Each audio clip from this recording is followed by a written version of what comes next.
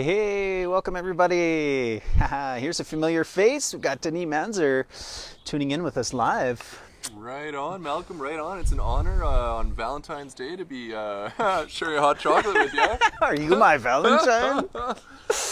Well, it's been many years. Every year I usually have been teaching a really sweet aphrodisiac herb class for You have, actually, it's true. Valentine's Day, but Not this year, but we wanted to kind of sub in with a little video. yeah, so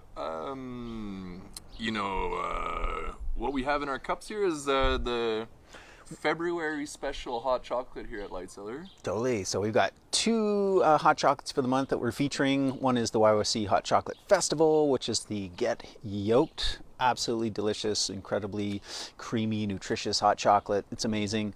And we have this one, which is we're calling the Lovestruck. Yeah, this is for the YYC Hot Chocolate Festival in a way, hey? Yeah, totally. So every February we like to kind of put our thinking caps on and creative inspirations and come up with a hot chocolate. So Denis, being the master of the herbal aphrodisiacs, I don't know another man who has testimonials to his credentials of the things that have resulted from his aphrodisiac classes, like literally people leaving halfway through the class, not because they were bored, but because they were so enamored, shall we say. And under that title of credentials, I think pregnancies have resulted, unions, marriages. It's been an annual tradition that you've been inspiring people, the power behind these herbs. So we wanted to kind of bring that to you today, talk about aphrodisiacs, kind of particular herbs and the power within them, and of course all under the taste of chocolate, which is the food most associated with the heart and with love just by itself, right? Chocolate, it is that thing that initiates first dates, but also follows year after year with anniversaries. And we've got some floral elements, some spicy elements that we're going to get into with this particular hot chocolate. So It's funny how I kind of started getting into aphrodisiac herbs was actually in a search for, I was looking for peak performance substances, such as cacao itself is it's something that just gives you energy. Totally. And a lot of these herbs that are considered the adaptogens, the herbs that protect you from stress, they turn out to be some of the strongest aphrodisiacs out there as well. Totally. There's so many different ways that aphrodisiacs work, and I think kind of what you're talking about underlying is when you are full of health and vitality, right? Like you naturally want to procreate. This is that urge that comes from being a very healthy, virile individual. So we're gonna go through the herbs in the Lovestruck hot chocolate here, which is first thing we got to talk about here is cacao itself, eh, Malcolm? That's right. So I like to say it's the food most associated with the heart and with love. And chemically, there's a lot going on that produces such results. Here's a scientific study that was done one time that they did I don't think it was a double placebo, blind control, that kind of a thing. But the results were that against even the most passionate kiss, chocolate won out in terms of long-lasting effects, in terms of leaving you with that good, nice little buzz. So, I think there's something to it. We all know that it goes straight to the heart, and we all know that there's that connection, that association with love and romance. So chocolate is that food. Well, why not combine them both, eh? That's right. Some of our earliest accounts of chocolate, of course, come from the mighty Aztecs. Here is a portrait of the Emperor Montezuma. Now, this guy was in his 40s, right? Look how buff he is. Like, this guy's ripped. And it was the Spaniards were astonished when they found the Emperor Montezuma, because for them, once they were in their 40s, these people in Europe, you were an old person, right? So Emperor Montezuma was doing something right. His diet consisted of apparently 40 cups of hot chocolate a night. Well, that was for very particular occasions. Maybe he was in there every night, but it was said that he would drink these 40 cups of drinking chocolate before entering his harem to kind of Yeah. fuel the passions, and have that endurance and have that energy. For his 80 wives, his 80 concubines. So, I have a feeling that this vigor and vitality did have something to do with consuming such a quantity of chocolate every day. Totally. So if we kind of get deeper into the aspects of chocolate, it contains PEA, phenethylamines. This is been dubbed the love molecule. This is why the result of that study showed that people get those feel good, sensual feelings, and for it to last, for it to linger. It is the love molecule that's going on. Phenylethylamine. Yeah. The other thing going on, of course, is the theobromine, which is it's a stimulant, right? Yeah, So for the cardiovascular system, and it opens does up. produce alertness, concentration, focus. Increase in blood flow, open up the capillaries, right? So getting to the extremities. Not only do we know chocolate improves focus, memory, concentration, because there's more circulation to the brain, that stimulation, but it's also to all extremities. Yeah, and so chocolate can, for certain people, keep them up all night. So be careful about that too. Keep them up in more ways than one. Because it's a stimulant. Some people do get kept up Yeah. by the cacao. All right. So What else do you got? yeah, there was just a really good quote in here about I can't find it right now, but they do oh, here it is.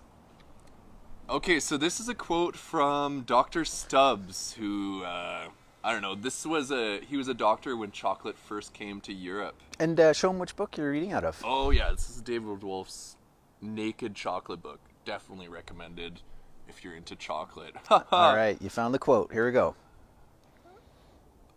Okay, the great use of chocolate in venery and for supplying the testicles with a balsam or a sap is so ingeniously made out by one of our learned countrymen already that I dare not presume to add anything after so accomplished a pen. But yes, it is. It was well known already when chocolate came to Europe that it was a very powerful aphrodisiac. All right. Well, let's talk about some of the other ingredients. Yeah. Moving on, chocolate has that foundation. So the other really cool thing we learned from the Aztecs is that chocolate was often used as sort of a medicinal delivery vehicle. So if you went to your doctor, Right. Totally. and your herbalist, it would have been in the Aztecs' time, and you were like, "Oh, doctor, I'm having trouble in the bedroom with my, you know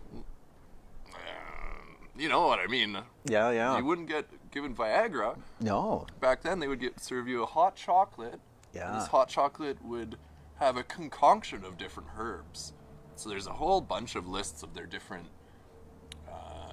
their recipes for different ailments. But they were all served in chocolate because chocolate was delicious.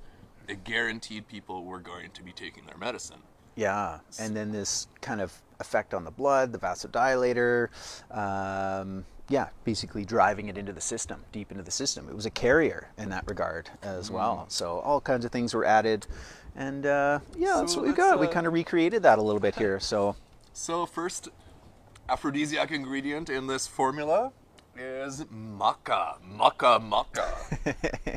You know a little bit about maca. sometimes commonly referred to as Peruvian ginseng, not because it is a true ginseng, but it has ginseng-like qualities. And again, if we come back to, truly what is underlying as an aphrodisiac, these things work on all different kind of aspects and pathways of the body, but fundamentally there's an element of just providing vitality, virility, and Maca is truly nutritive yes, in a lot of aspects, but also does more than that too. Yeah. So maca's interestingly, I've had a lot of success with maca treating infertility, and this was male infertility.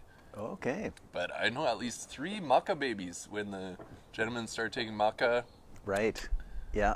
couple nights later.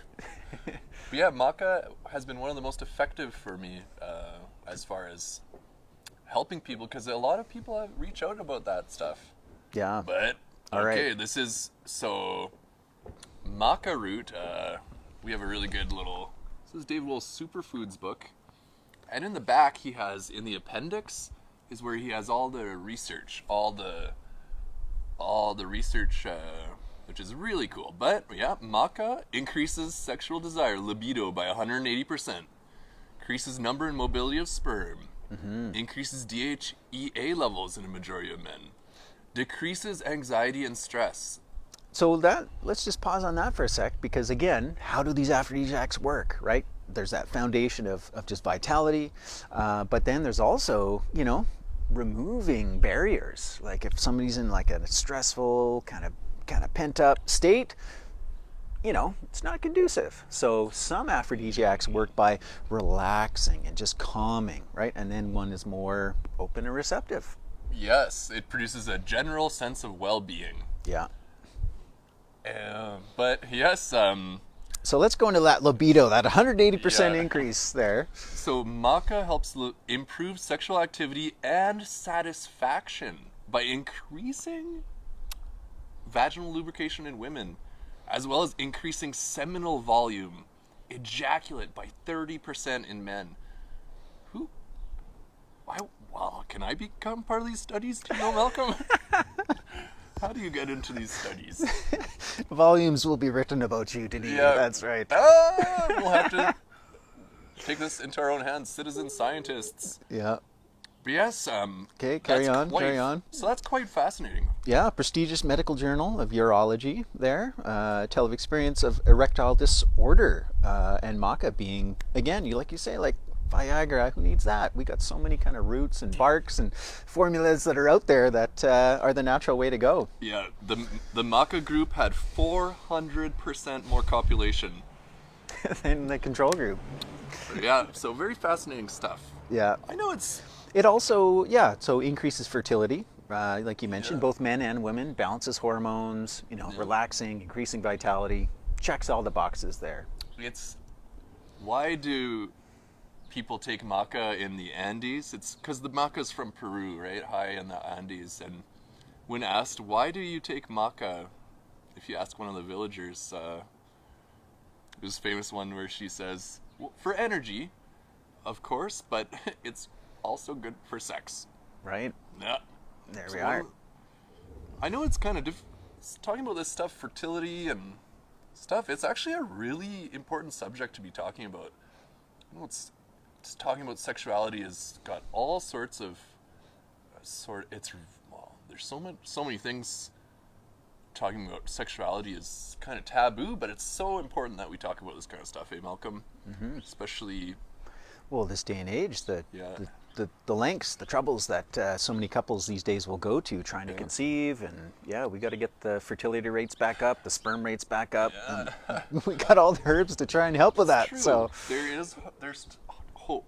There's hope. Yeah. Okay. So next one. Next herb in here, and it's kind of I can really detect the flavor of this herb in the Lovestruck hot chocolate here. Yeah, that is Damiana. And in fact, over the holidays, I visited the land of Damiana. Not many people know that it actually comes from Mexico, in particular the Baja Peninsula. Wow. It's like all over in the hillsides.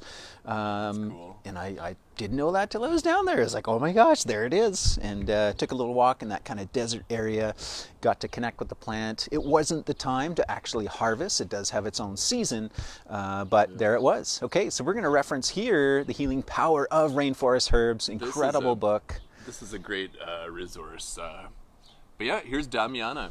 All right, let's get into it. So increases libido. Yeah. Relieves depression. Reduces blood sugar. Calms the nerves. So that's where we're seeing, again, Malcolm, like... Yeah, that relaxing. Calming the nervous system is how you can really get into the mood. if you know what I mean. Okay, Damiana was recorded to be used as an aphrodisiac in the ancient Mayan civilization, as well as for giddiness and loss of balance. And you can still see that today, like in Mexico, right? A lot of the tequilas and things like that they infuse with Damiana. Ooh. I heard there's 3 different species of Damiana in Mexico, and one of them is literally named Big Donkey Dick Herb. The male donkey herb. So, yeah, maybe one day we'll have all. But I can really attest to Damiana's effectiveness, and especially with helping with anxiety and depression. It seems to be really effective. And the other thing about Damiana is that it actually enhances your senses, and the sense of touch becomes magnified. So it is a very interesting magical herb. Increasing that sensitivity, right? Yeah, increases tactile perceptions. Very cool. Cool. Very neat. Yeah. Okay, right on. So what else do we have in this drink? We've got... then we have 3 stimulants. Yeah. Circulatory stimulants. The spices. So there's cinnamon. Cayenne, cinnamon, and ginger. Yeah. 3 circulatory herbs, and not only are these famous for increasing circulation to the extremities, but they also potentiate the action of the other herbs, right? Yeah. So even chocolate is made stronger by cinnamon, ginger, cayenne. Again, these like classic, long-time combinations. These are called the synergist herbs, or catalyst herbs, or potentiators. So, and we've come to so much associate and use them predominantly for their flavor, which they're delicious, but we often forget about their true purpose and medicinal action, of which is many, right? So like you say, the cardiovascular stimulation, the synergy with other herbs, that kind of driving it in, increasing circulation is part of it, but it's also digestion. It's this like cinnamon hearts, for example. Yeah, there's a reason why those are in that formula. Cool. The other thing these herbs do is they also open up your lungs as well. And in Chinese medicine, your lungs are actually all the energy you're going to have, your qi energy. So the qi energy is the energy that is characterized by movement. So the deeper you breathe, the more qi you're gonna get, and that's the faster you can move. Repetitively, Yeah. Okay. If you know what I mean. Yeah. Again, qi, that daily vitality. Yeah. Right. Like the only thing that stops you when you're biking is usually your lungs, right? Right. Your lung capacity determines how fast, or how running, far, or any aerobic long activity. Yeah, any. How fast, how far, how long. Yeah. So those are all important considerations. And that actually brings us to our final herb in the Lovestruck hot chocolate here. Actually, before we get there, I'll just add one more, which is we don't often think of it as from its herbal component perspective, but this is the honey. Oh yeah, there's honey in this Lovestruck hot chocolate. Yeah, which goes way back. The idea of like the honeymoon and honey, that's what we call our sweethearts, right? This idea of the connection between the love and the sensuality of honey, and as a sweetener, and the flowers and the nectar. Yeah. Yeah, I know it's said that after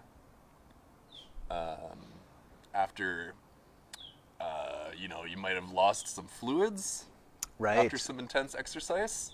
Honey's a potent regenerator of that ojas. Apparently 1 tablespoon of honey afterwards will guarantee a repeat performance very soon afterwards, because you're replenishing your fluids there. Right. If you know what I mean. Yeah, totally. So, okay. Very cool stuff. Honorable mention goes to honey. And then the final one that we want to talk about is Cordyceps. Yes. Or also known as Cordyceps. Yeah, Cordyceps. And this is, maybe an unlikely medicinal mushroom that plays a center stage, in the realm of aphrodisiacs. And I know you love to share a story about, how do people know this, right? Like when you think about humans have known this about particular herbs, their effects, their actions on the body, sometimes it was just through pure observation of nature. And in particular, like goat herders or yak herders, right? So you finish off the story there of how might they have first come to that conclusion that this little fungus would actually, apart from its obvious, somewhat phallic nature, but... Well, and at one point, Cordyceps mushroom was the most expensive herb on planet Earth. Literally $10,000 a pound of dry weight Cordyceps. And this was, the Chinese herbalists loved it. That's why it was so expensive. Yeah. And because it was effective. So... yeah, I guess, so Cordyceps is another one of Cordyceps is one of the mushrooms that grows at extreme elevations. Yeah. Way up in the Himalayas. And so, the story by its very nature, an adaptogen in that regard. Yeah. Extremely stressful circumstances up there, but the Tibetan people grazed their yaks in the tall grass up there, and that's where the Cordyceps grows, and the story goes, the yak herders were grazing their yaks, and they noticed their yaks just started munching on these mushrooms, and completely not listening to the herders. The yaks started eating the mushrooms, and then started going at it, making love. So, of course, the herders started eating the mushrooms too. It's like, well, if it works for the yaks, it can work for me. Yeah, literally $10,000 a pound for Cordyceps. And it's so cool that today, mushrooms can be cultivated in such a way. Yeah. We're cultivating this Cordyceps now.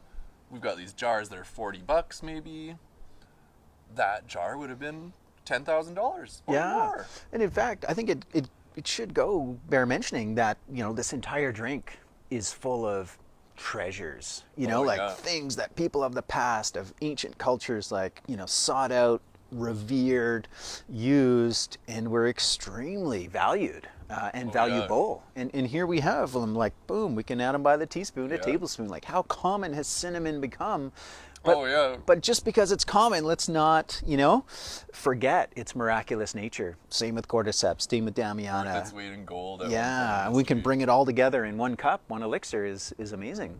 Damiana, one of its names was uplifting for the exhausted.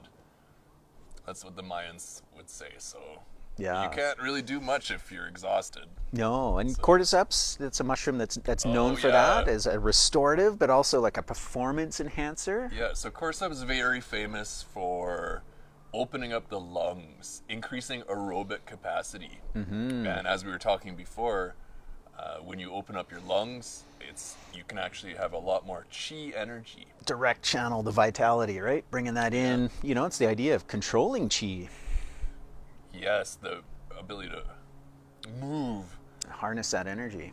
The other thing the Cordyceps, of course, is famous for is actually increasing the jing as well. So the jing basically translates to adrenal hormones. Yeah. So the Cordyceps actually nourishes our whole endocrine system and gives us the resources we need to create hormones. So it'd be incredibly beneficial for men for boosting testosterone. In women, it can balance the hormones as well. And the other thing, of course, Cordyceps is famous for is increasing circulation to the peripheries. Yeah. So our good friend Robert Rogers, the author of the Fungal Pharmacies, his wife makes him a smoothie every morning, and he knows what's happening when she starts putting the Cordyceps in his smoothie. He knows he's gonna have a good time. Yeah, for sure. That night. Cool. That brings us up to the Malcolm and I are working hard on bringing you the Medicinal Mushroom Symposium this year. Mm-hmm. This event's in March. That's right, March 20th to 24th, so it's going to be 5 nights. We're going to have some great presenters, but... including Robert Rogers. Yeah, so check that out. We're going to be doing a bunch of promotion for that coming up here soon. But yeah, we're making love to our to-do list, aren't we, Malcolm? Is that what? We're fueled, we're energized. Is that the? Yeah, my to-do list is getting done. All right, cool. Yeah, well, thanks for tuning in, everybody. Yeah, We had some fun. Stop by to check out the Lovestruck hot chocolate here. It's just here for February in the light cellar. Yeah, so, Valentine's will come and go, but that energy is, should be, I think, part of our everyday. Cultivated for life. Absolutely, and we got all kinds of powerful herbs to help us along the way. So if you want to learn more, again, we got the Medicinal Mushroom Symposium coming up in March. Check out lightcellar.ca. There's an elixir crafting class coming up. There's classes with Denis and myself. So would love to have you join us. And thanks again for tuning in. So enjoy the rest of your day. Right on. May it be filled and fueled with the good aphrodisiacs.